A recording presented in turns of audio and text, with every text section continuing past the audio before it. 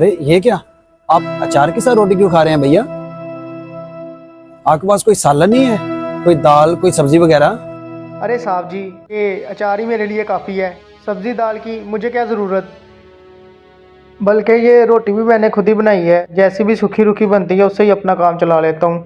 आप खुद खाना बनाते हैं? जी साहब जी। आपकी वाइफ है? जी साहब जी, मेरी वाइफ है, लेकिन मैं खाना खुद बनाता हूँ कि जितने पैसे बच सके उतने बचा लूँ।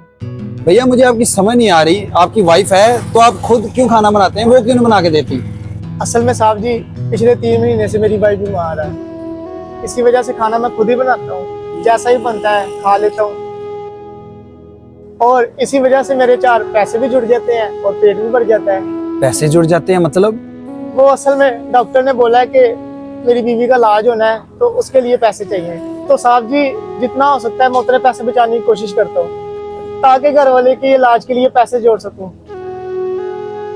और खाने का क्या है साहब, जैसी भी है रूखी सूखी खा के अपना पेट भर लेता हूँ। मैं समझ सकता हूँ भैया, लेकिन आप ऐसे कुछ भी रूखा सूखा मत खाया करें, आपकी भी तबीयत खराब हो जाएगी। आपको अपनी सेहत का ख्याल रखना चाहिए। आपकी वाइफ तो पहले से बीमार है, आप भी बीमार मत हो जाइएगा।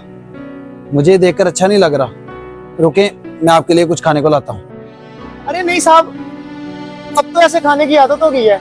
आप लंच करके आए, मैं तब तक आपको ऑफिस साफ कर देता हूँ। ठीक है।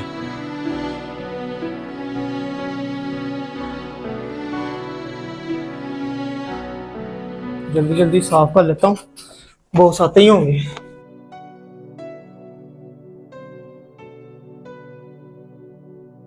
अरे ये लंच बॉक्स किसका है?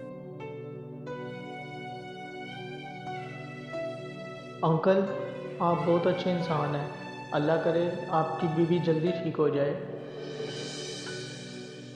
अंकल जी, आज के बाद आपको रूखा खाने की ज़रूरत नहीं है। आज के बाद मैं रोज़ आपके लिए लंच लेकर आऊँगा, और इसमें कुछ पैसे हैं आंटी के इलाज के लिए। मना मत करना, मैं भी आपके बेटे के जैसे ही हूँ।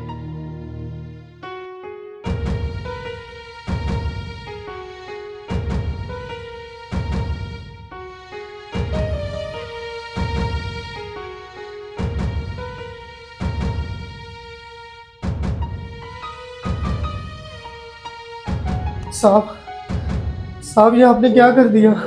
अल्लाह आपको और तरक्की दे। जहाँ आज के दौर में सब अपने बारे में सोचते हैं, वहाँ आपने मेरे जैसे मामूली इंसान के बारे में सोचा। आज मैं बहुत खुश हूँ। अल्लाह आपको सलामत रखे साहब।